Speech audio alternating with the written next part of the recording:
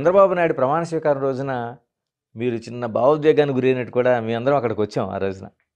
ఎందుకని పార్టీతో అంత అటాచ్‌మెంటా? లేకపోతే చంద్రబాబు నాయుడుతో పర్సనల్‌గా ఉండే ఆ రిలేషనా? ఫస్ట్‌గా ఉండే రిలేషను ఆయన జైలు జీవితం గుర్తొచ్చింది ఆ టైంలో.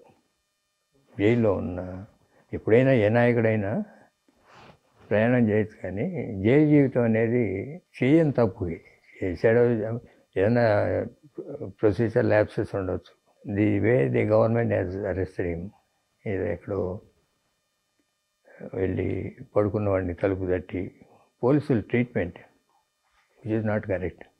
ఏదైనా ఉంటే నోటీసులు ఇవ్వచ్చు, యూ కెన్ ఎంక్వైరీ చేయొచ్చు, విట్నెస్ తీసుకోవచ్చు.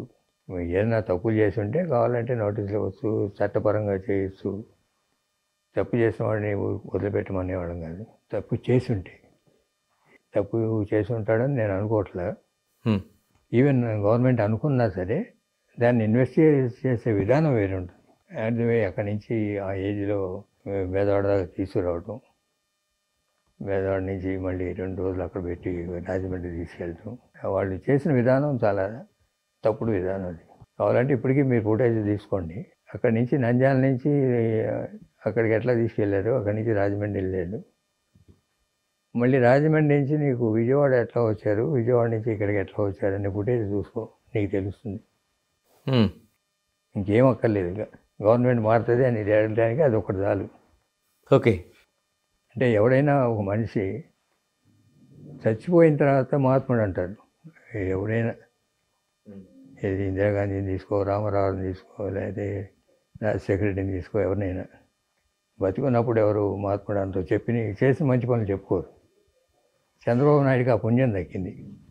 జైల్లో ఉన్న 70 రోజులు 80 రోజుల్లో 52 రోజులు చంద్రబాబు నాయుడు గారు మాకు అట్లా చేశాడు ఇట్లా చేశాడు అని ప్రపంచవ్యాప్తంగా మాట్లాడారే. అది ఎవరికి దక్కదు. అది ఎప్పుడు దక్కుద్ది? మనిషి పోయినాక దక్కుద్ది, మనిషి ఉండగా దక్కదు. అది ఆయనకి అదృష్టం.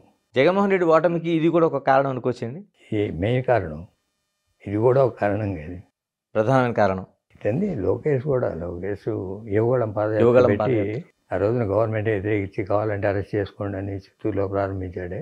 బిగినింగ్ స్లోగా స్టార్ట్ అయినా తర్వాత జనం పెరిగారు, బాగా మాట్లాడాడు. గవర్నమెంట్ రివోల్ట్ చేయటం, ఒక జనంలో క్యాడర్లో యాక్సెప్టెన్సీ, క్యాడర్ కూడా తిరుగుబాటు చేయటం, ధిక్కార స్వరంతో మాట్లాడే.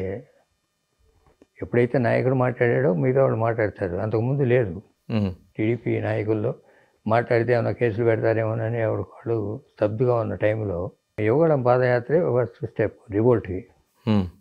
అతనిలో అంతకుముందు అంత క్వాలిటీస్ లేవు. అప్పుడు మంత్రి చేసిన ఏం చేసిన యువగళం పాదయాత్రలోనే రాడదేలాడు, యాక్సెప్టెన్స్ వచ్చింది, మాట్లాడటం బాగా మాట్లాడాడు.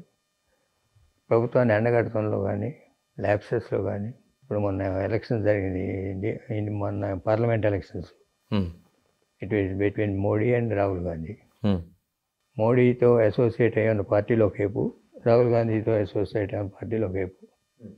వాళ్ళ మధ్యనే ఓటింగ్ జరిగింది మొన్న.